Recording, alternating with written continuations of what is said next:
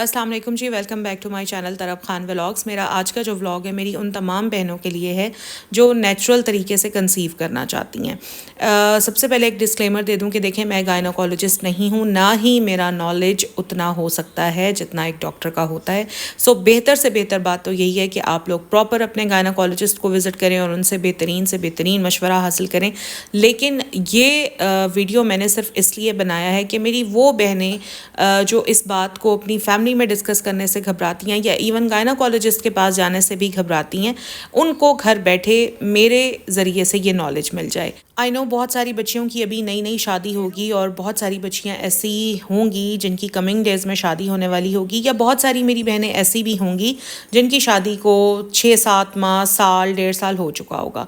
तो आज की वीडियो से ना इंशाल्लाह सारी बहनों को, सारी बच्चियों को बहुत ज़्यादा नॉलेज मिलने वाली है। अगर आप लोग नेचुरल तरीके से कंसीव करना चाह रही हैं तो सबसे अहम, सबसे ज़रूरी बात तो ये है कि आप लोगों ने अपने वेट का ख्याल रखना है, अपनी डाइट का ख्याल रखना है। बहुत सारी बच्चियों को आदत होती है जंक खाने की, कोल्ड ड्रिंक्स पीने की, लाइक ये जो डब्बे वाले जूसेस होते हैं ये पीने की। इस तरह की सारी चीज़ें आपने बंद कर देनी है if you want to conceive naturally, ठीक है।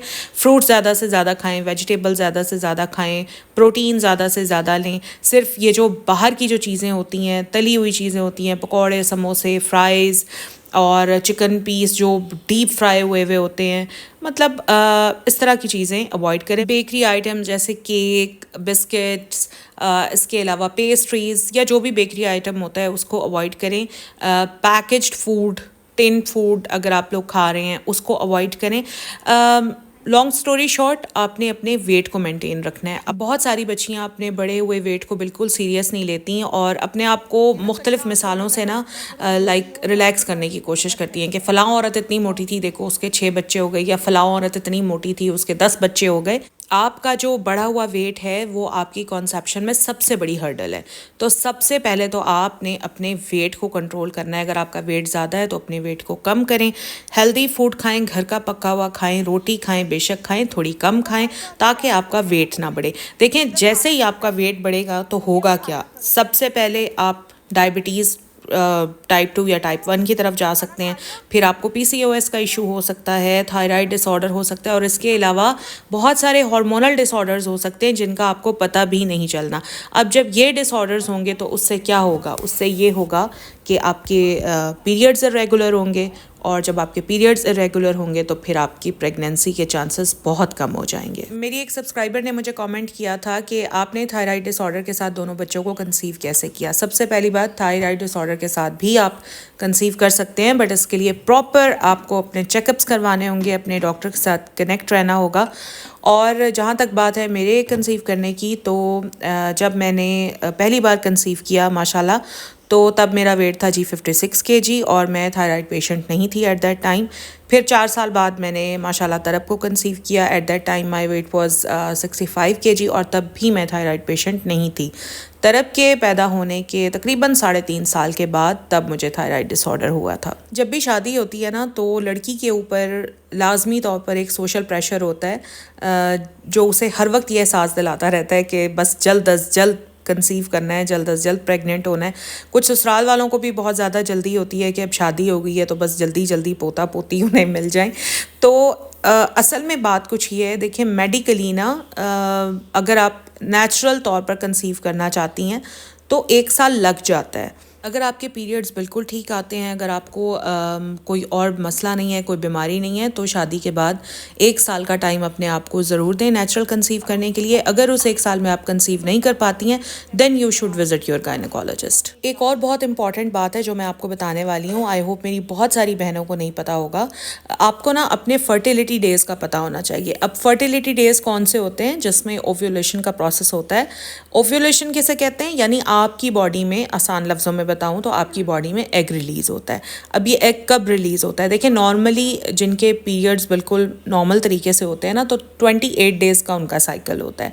अब होता यह है कि आपके जब नेक्स्ट पीरियड स्टार्ट होने वाले होते हैं तो उससे 14 दिन पहले आपकी बॉडी में एग रिलीज़ होता है। आसान लफ्ज़ों में बताऊं तो आप इस तरह से काउंट कर लें कि आपके पीरियड्स का जो पहला दिन है, यानी पहले दिन जब आपने ब्लीड किया है, उस पहले दिन से काउंट करती आएँ और 14वें दिन यानी जो आपका 14वां दिन होगा उस दिन आपका एग रिलीज़ होगा। तो 12वें से 15वें दिन तक आपने हस्बैंड के साथ ज़्यादा से ज़्यादा मिलना है, क्योंकि ये कंसीव करने के आइडियल तरीन डेज़ होते हैं। औरत सिर्फ एक ही एग रिलीज़ करती है। मसलन अगर आपको आपके पीरियड्स के 14वें दिन एग रिलीज़ हुआ है तो वो एक ही एग होगा और 48 घंटों तक वो आपके अंदर स्टे करेगा। 48 घंटे के बाद आपका जो एग है वो डेड हो जाएगा और फिर आपको अपने नेक्स्ट पीरियड्स का वेट करना पड़ेगा। तो कोशिश करें इन 48 घंटों को ज़्यादा से ज़्यादा अवेल करें। अगर आप नेचुरल तरीके से कंसीव करना चाह रही हैं तो आपको अपना कैफ़ीन इंटेक कम करना पड़ेगा। बहुत सारी मेरी बहनों को बहुत आदत होती है बार बार चाय पीने की, बार बार कॉफ़ी पीने की, तो ये अब आपको आदत थोड़ी सी ख़त्म करनी पड़ेगी। सिर्फ 2 चाय के कप आप लिया करें, एक सुबह में एक शाम में। और अगर आप कॉफ़ी पीती हैं तो आप कॉफ़ी के जो कप हैं वो भी 2 कर दें, एक सुबह में एक शाम में। ब्लैक कॉफ़ी को बिल्कुल ख़त्म कर दें। इसके अलावा अगर आप कोई हर्बल टीज़ पी रही हैं वेट लॉस के लिए या आप ग्रीन टी पी रही हैं, इसको भी आप बिल्कुल ख़त्म कर दें। जैसे ही किसी लड़की की शादी होती है ना और वो कंसीव करना चाह रही है नेचुरली, तो उसको चाहिए कि किसी से मशवरा किए बगैर फॉलिक एसिड लेना शुरू कर दें। मेडिकल स्टोर से फॉलिक एसिड की शीशी मिल जाती है और आई थिंक कोई 100-150 रुपए की मिल जाती है। ठीक है, डेली आपने एक टैबलेट फॉलिक एसिड की लेनी होती है। उससे ये होता है कि अगर आप फॉलिक एसिड लेती रहेंगी ना तो आपके बेबी की ग्रोथ बिल्कुल ठीक होगी और आपके बेबी में न्यूरल ट्यूब्स डिफेक्ट्स नहीं आएंगे। जब भी आप नेचुरल कंसीव करने की कोशिश करती हैं ना तो 2 चीज़ें हमेशा गायनोकोलॉजिस्ट आपको रेकमेंड करते हैं, एक तो फॉलिक एसिड और दूसरा होता है विटामिन डी। अब विटामिन डी की जो डोज़ है ना वो नॉर्मली डॉक्टर सजेस्ट करते हैं 400 to 800 international unit per day. ठीक है, बट बेहतर यही होता है कि अगर आपने प्रॉपर विटामिन डी इंटेक करना है तो फिर आप अपने डॉक्टर के पास जाएं ताकि वो आपकी वेट आपकी फ़िज़िक के हिसाब से आपको विटामिन डी सजेस्ट करें। लेकिन अगर आप नहीं जाना चाहते गायनाकोलॉजिस्ट के पास जस्ट ये पूछने के लिए कि उनको कौन सा विटामिन डी लेना चाहिए और कितनी मिकदार में लेना चाहिए, तो इट्स ओके, कोई मसला नहीं है। फॉलिक एसिड आप लोगों के लिए सबसे ज़्यादा ज़रूरी है। आप आराम से फॉलिक एसिड लेना शुरू कर दें। आपके नेचुरली कंसीव करने में एक और जो मेजर हर्डल है ना वो है आपका स्ट्रेस। बहुत सारे लोग इस चीज़ को सीरियस नहीं लेते, लेकिन ये बहुत ज़्यादा सीरियस एक इशू है जिसकी वजह से आप कंसीव नहीं कर पाते। देखें, अगर आप किसी स्ट्रेस में होंगी ना तो आपका ब्रेन जो है वो डिफरेंट तरह के हार्मोन्स रिलीज़ करेगा। अब जब आपको हार्मोन्स डिस्टर्बेंस होगी तो फिर आप कंसीव नहीं कर पाएंगी। तो अपने आप को स्ट्रेस से दूर रखें।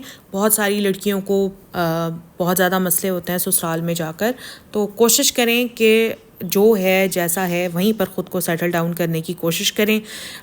हस्बैंड को चेंज करने की कोशिश ना करें, लड़ाई झगड़े ना करें, क्योंकि आपकी अपनी सेहत सबसे ज़्यादा इम्पॉर्टेंट है। आप ससुराल में जाकर ना ससुराल को बदल सकते हैं ना आप शौहर को ठीक कर सकते हैं। जैसा चल रहा है वैसे चलने दें, सिर्फ अपनी सेहत का ख्याल रखें। और अगर आप माँ बनना चाहती हैं तो हर तरह की आलतू फालतू फजूल चीज़ों को इग्नोर करें ताकि आपको किसी किस्म का स्ट्रेस, किसी किस्म की टेंशन ना हो और आपको हार्मोनल डिस्टर्बेंस ना हो और आप आराम से नेचुरल तरीके से कंसीव कर सकें। 1 साल के अंदर अंदर अगर आप नेचुरल तरीके से कंसीव नहीं करती हैं तो फ़ौरन से पहले किसी भी अच्छे गायनाकोलॉजिस्ट से अपॉइंटमेंट लें और चेकअप के लिए जाएं, बल्कि प्री कॉन्सेप्शन काउंसलिंग के लिए जाएं।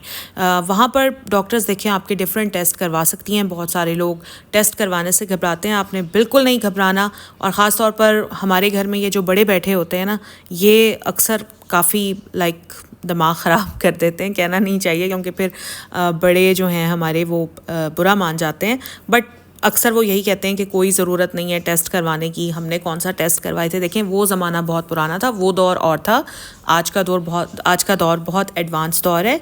उस दौर की कुछ और रिक्वायरमेंट्स थी और आज की कुछ और रिक्वायरमेंट्स हैं। तो डॉक्टर्स लाजमी तौर पर बेसिक टेस्ट जैसे CBC, thyroid test, sugar test, thalassaemia test या कोई आपके रुबेला टेस्ट या आपका अल्ट्रासाउंड करवाएंगे तो आपने वो सारे टेस्ट ज़रूर करवाने हैं जो आपके डॉक्टर आपको रेकमेंड करते हैं। अच्छा, बहुत सारी औरतें ना अल्ट्रासाउंड करवाने से भी घबराती हैं कि अल्ट्रासाउंड हो जाएगा तो पता नहीं कौन सी कोई ख़तरनाक किस्म की रेज़ हैं जो हमारे पेट पर लग जाएंगी या पेट को क्रॉस करके अंदर चली जाएंगी, या कुछ जिन्होंने कंसीव किया हुआ होता है वो समझती हैं शायद अल्ट्रासाउंड रेज़ की वजह से बच्चे को कोई नुकसान पहुंच जाएगा। ये सारी फजूल किस्म की बातें हैं, ऐसा कुछ नहीं होता। आपका अल्ट्रासाउंड इसीलिए किया जाता है ताकि देखा जा सके कि बच्चे की ग्रोथ ठीक हो रही है या नहीं हो रही है। अब बहुत सारी औरतें हैं जो करवाती ही नहीं है अल्ट्रासाउंड, तो फिर बाद में पता चलता है कि बेबी ज़ाया हो गया है, या उसके सर में पानी पड़ गया था, या उसके ब्रेन की ग्रोथ ठीक तरह से नहीं हो रही थी, या और भी बहुत सारे इश्यूज़ होते हैं। तो जब जब आपका गायनोकोलॉजिस्ट आपको रेकमेंड करेगा अल्ट्रासाउंड के लिए, आपने करवाना ही करवाना है। तो बस ये मेरा आज का व्लॉग था और मैंने पूरी कोशिश की है कि मैं अपनी सारी बातें ये 10 से 12 मिनट के अंदर अंदर अपनी बहनों को बता दूं, और आइंदा भी मैं यही कोशिश करूंगी कि ऐसे टॉपिक्स पर वीडियो बनाऊं जिसके बारे में मेरी बहनें घर बैठे जानना चाहती हैं। क्योंकि देखें, अब डेली यही चीज़ें बताना कि मैंने ये पकाया, ऐसे पकाया, मैं यहाँ गई, मैं वहाँ गई, इससे मैं ख़ुद भी बोर हो जाती हूँ, मुझे ख़ुद भी मज़ा नहीं आता। मुझे मज़ा तब आता है जब मैं कोई इन्फॉर्मेटिव वीडियो बनाती हूँ। तो मेरे साथ इन टच रहिएगा। अगर आज का वीडियो आपको मेरा अच्छा लगा है तो प्लीज़ लाइक ज़रूर कीजिएगा।